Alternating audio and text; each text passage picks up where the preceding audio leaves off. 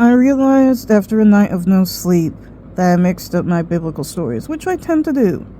The story of Rahab was that she was the one of the wives of Solomon, which he wasn't supposed to marry. Again, the point still stands that is not a dating manual for Christian women. I mean Christians, period. The story I was referring to was Hosea and Gomer, with the prostitute who kept being promiscuous and was married to Hosea, and his wife's name was Gomer. That was the story that represented God loving his bride, us, the church, and not leaving us and coming after us even if we disappoint him. So sorry about that. So I haven't read those stories in a while. I did know the story of Hosea and Gomer because during the presidency of the Orange Man, that is who evangelicals say that Trump and Ivanka represents. So I mean, that's really nice to say about someone who you like and respect. But anyway, I just wanted to preface this, and I'll put this before every video that I release so people don't get confused. Anyway. Okay, everyone, if this cat doesn't interrupt too much, I'm going over what happened last night, and I got no sleep, on the Twitterverse, right, Missy? She's gonna ignore me. Anyway, she wants her pets. She always does before dinner, and then, like, around 4, and then the rest of the time she hates being touched. Anyway, kitties. I'm going to go over the context, so people who don't know aren't totally lost. A man who used a Christian topic for clickbait, and anybody who doesn't understand that is, well, we'll get to that. Sorry, I'm petting a cat and trying to speak at the same time. Anyway, Missy, no, can you go? No. Anyway, so, I know, I'm gonna get there. He posted about, basically, his wife had lived a promiscuous life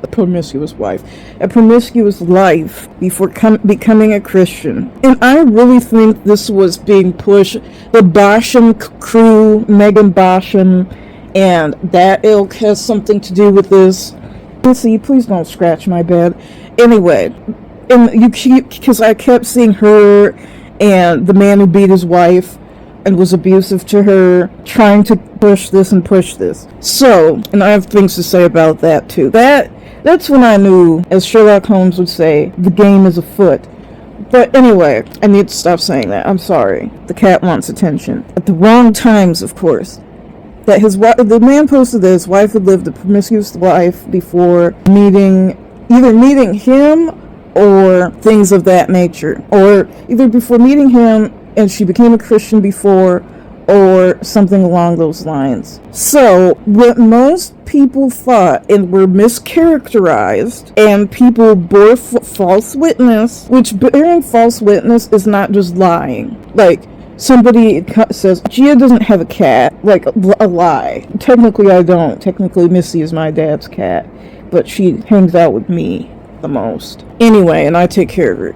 But bearing false witness is also, and it's almost a version of slander. It's purposely mischaracterizing someone and their intent and all the things, right? In order to make them look bad to them, or to say they're not a Christian, which that was a lot going on, not on the side of the meme makers or any.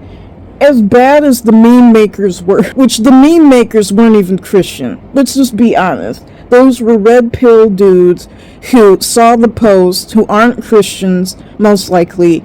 And I'm not saying they're not Christians, I'm just assuming that. Saw the post on the World Wide Web, which was part of the reason a lot of people said this is not the time and place for that. But the meme makers never said so-and-so isn't a Christian. So-and-so doesn't understand the grace of God.